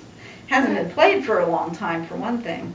So we're just gonna spend thousands of dollars and But you get it did. restored and then move it to our house and we'll have it to play, but, and you know, just to move it out to his shop and then back to our house, it's gonna be like $1,000. Yeah, it's expensive. I But think she didn't tell you. I played. what are you gonna do? You can't throw all this stuff, I can't throw all this stuff out. Right. I learned how to play. Some of this collector's items, if you're, Yeah, if but you it's know, going, you could call me. it's only a collector's item if somebody wants to collect Right. it. But I I have guess, money, Confederate money. I have a colonial bill, and I found a place in New York. And the one guy, he emailed me back about the colonial bill, the Confederate, they don't seem to care about. And yeah, he said, well, in the condition that it's in, it's worth around $100, but we're not interested in buying it. So then to me, it's not worth $100 because, you know, where am I gonna find somebody to buy it? right. Well, the video's still rolling, so I would say. Oh, it is? Yeah. I thought you turned it No, off. no, this is where the good stuff is. But there might be a purchaser in this room, but, Okay, no, let me know. but no, this is, Yeah, this is fascinating. I think having a wonderful display, just to tie and do a present, I definitely will be happy to work with you. All Just right. to help you, for people to appreciate, because this is a side that, Well, I know, so as the years go by, and as the years went by, even while I was growing up, I knew that nobody really knew about him. absolutely, like, you know, this would be, it's like almost finding a treasure and saying, oh my gosh, all these years, here's family that kept, you know, memorabilia of, Yeah. you know, of the name, and I think if you're willing to share of that, we will, you know, take very great care, and just to be able to share, it's like, here's a special unveiling Right, right. of, you know, a well-known founder.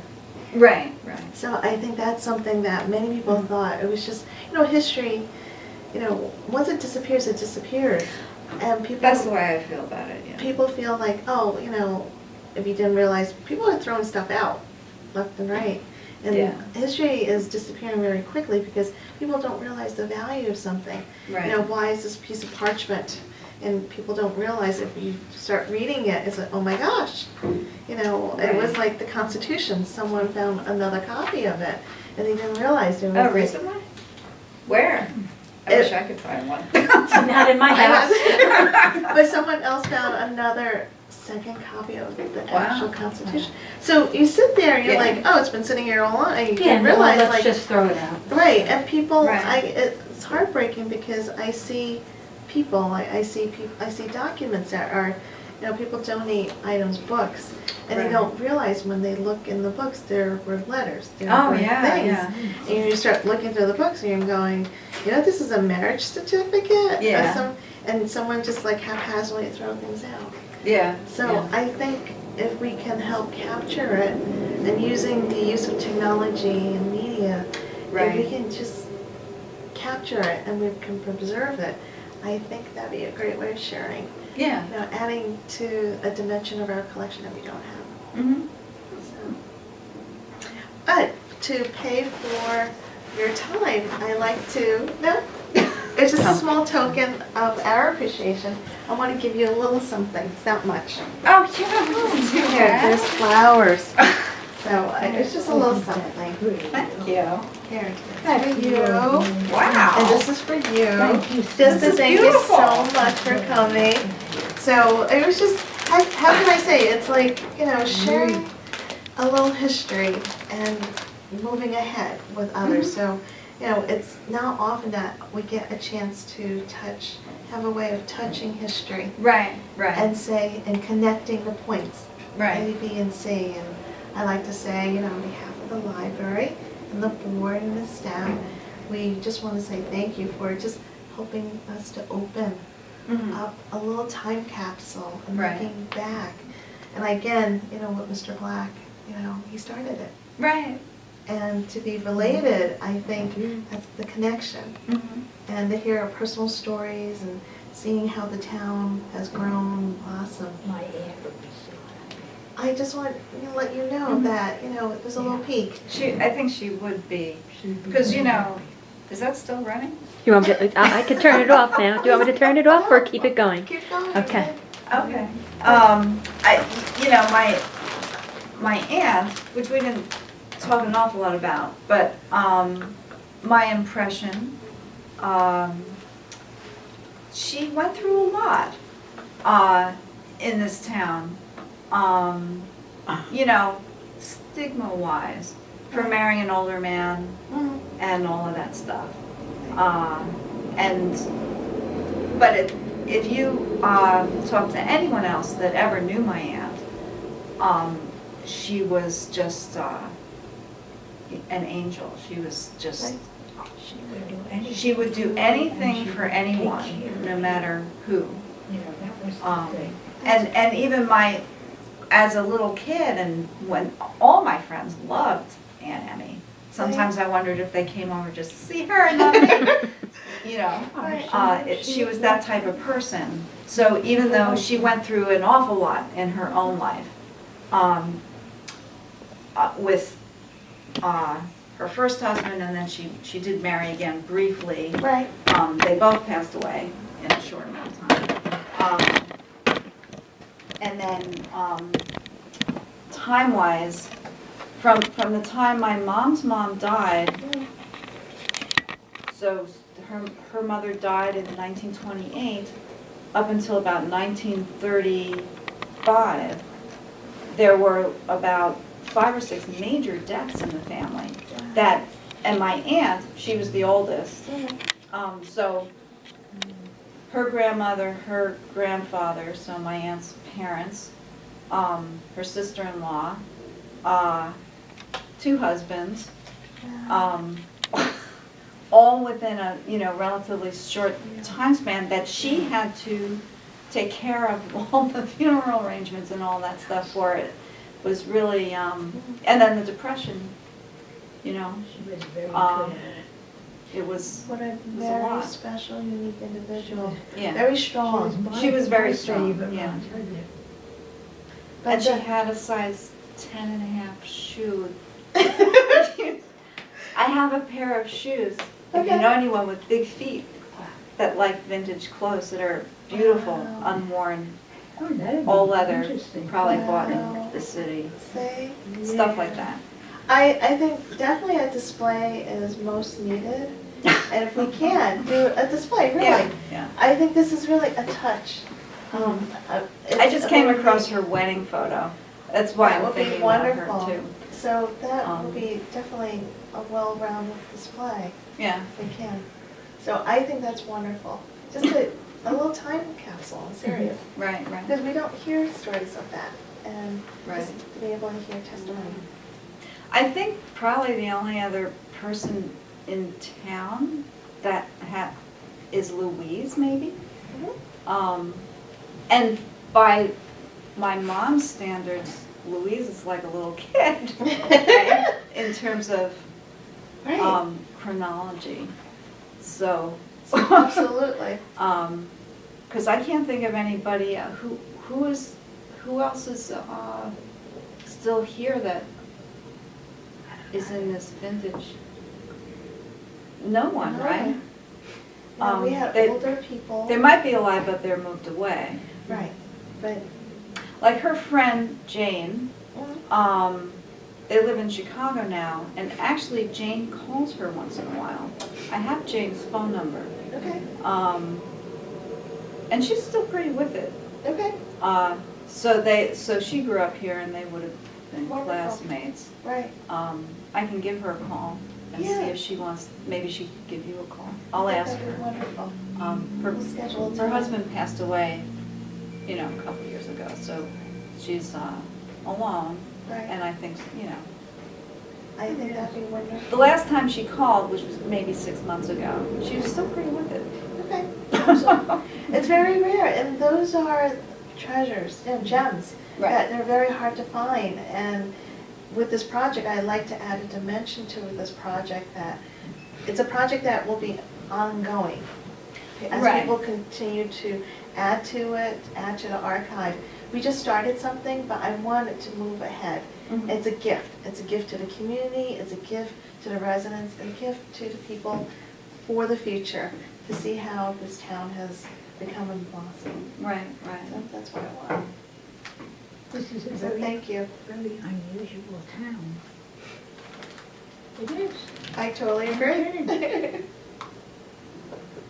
Maybe way over in the United States far away, I don't know, there might be something, but as far as in this area, this is it.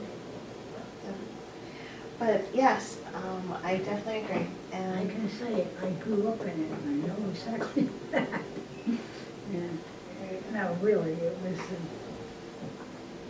it's still a good place for kids to grow up. Don't you think? absolutely. Yeah, and that's unusual on this day. It's good. So, but I do want to thank both of you for the extra time this afternoon for meeting Thank with you us. for having I know us. Kath, I enjoyed this. yes, this is something that, like I said, to be able to share for the kids to hear. I was like, wow. Well, I can tell you, I can go to the grave and say I had a really good background. I'm glad that I grew up here. I'm glad I went to school here. I was glad that I had aunts that had a lot of money and could send me to go to other schools after, but, it was nice to have this. I'm very glad that I grew up here. Very glad. Nice people. It's good. So you're gonna play that for your class, right? The next time they start complaining. So, Well, that might be the first day of school. Right. So keep your mouth shut. it makes a difference where kids grow up. It does. I mean, that's not Yeah. funny. I mean, it can be. And I always thought I really had one of the best growing up times of anybody. I mean, a nice town and nice people and everything went nice. It was very nice. It's still nice. Too many cars on the boulevard. What can you do with that? You can't help that. But And not enough trees. That's my big plan.